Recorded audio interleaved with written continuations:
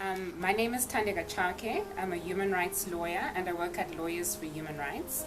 I'm the manager of the Statelessness Project, and in the Statelessness Project we mainly assist people with issues regarding documentation and access to nationality.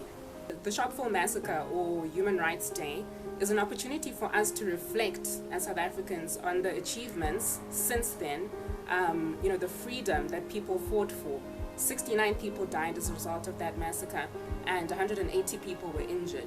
But can we say that people have human rights today? Are those human rights which are guaranteed in the Constitution available to everyone? Not really.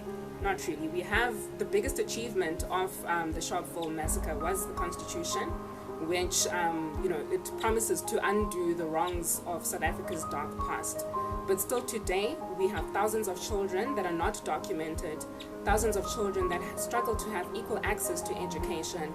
We have women and children who are, victims or subjected to gender-based violence.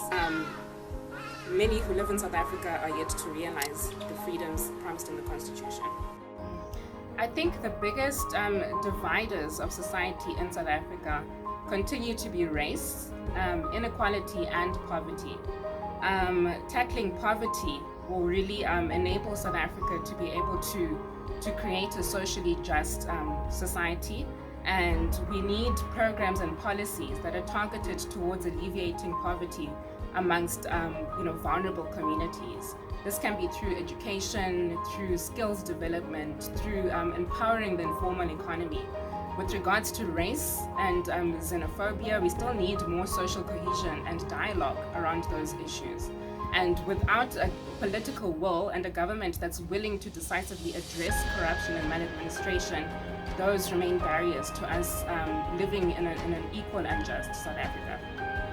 So civil society has played a very critical role in terms of human rights monitoring during the COVID-19 lockdown.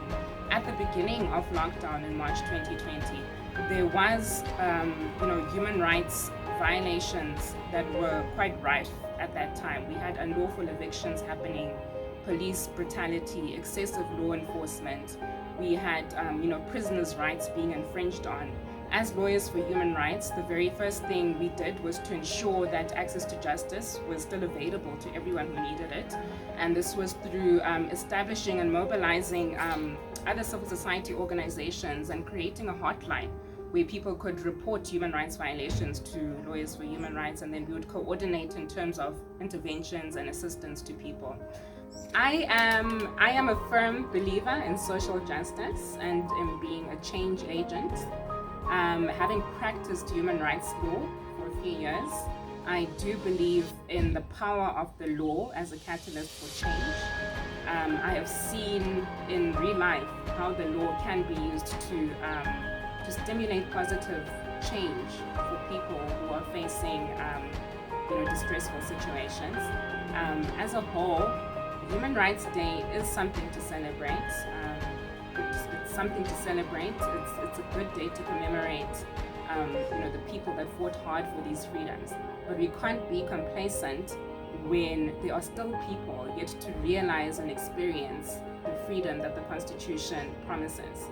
And it's important for all of us, not just civil society, not just government, but all of us to be change agents and to call for more accountability from government and to create an ideal world for society and everyone who lives in it.